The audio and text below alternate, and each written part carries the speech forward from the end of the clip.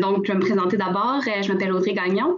Je suis candidate au doctorat en sciences politiques à l'Université Concordia sous la direction du docteur Antoine Bilodeau. Donc, pour tous ceux qui ont suivi l'actualité au cours des dernières années, vous avez sans doute remarqué que les débats politiques à propos de l'immigration se sont intensifiés dans plusieurs démocraties libérales, y compris ici au Québec. Et ces débats sont caractérisés par un discours polarisé au sein du grand public, mais également par l'émergence de groupes anti-immigration qui expriment des opinions plus radicales. Donc, dans ce contexte, quelles sont les origines des opinions à propos de l'immigration au Québec? Ma thèse de doctorat répond à cette question en explorant les opinions à propos de l'immigration dans leur forme plus commune, mais également dans leur forme plus radicale. Pour ce faire, j'ai réalisé des entretiens avec des Québécois issus du grand public et avec des sympathisants du groupe anti-immigration La Meute.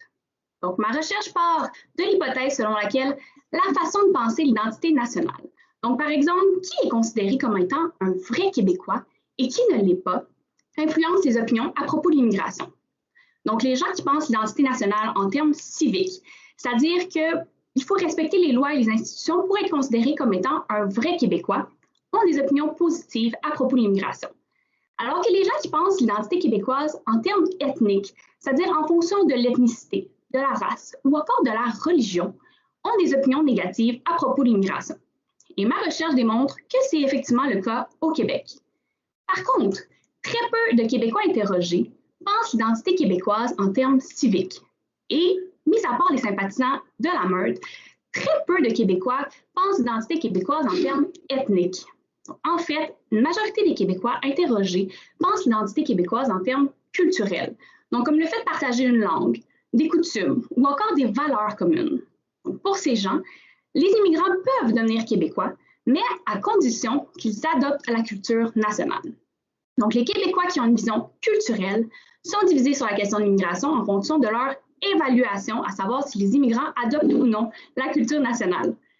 Et mon analyse démontre que les Québécois utilisent les médias traditionnels, donc la représentation médiatique des questions liées à l'immigration comme outil pour faire cette évaluation. Qu'en est-il maintenant des opinions anti-immigration radicales?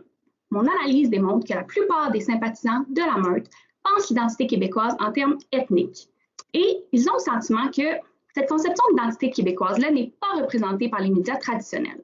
Donc, ils s'engagent dans une quête identitaire et de sens qu'ils entreprennent à travers la consommation de médias alternatifs d'extrême droite.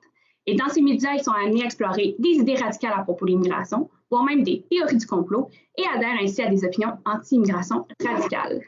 Donc, en résumé, ma thèse de doctorat démontre que les opinions à propos de l'immigration trouvent leur origine dans la conception d'identité nationale et dans le type de médias consommés par les individus.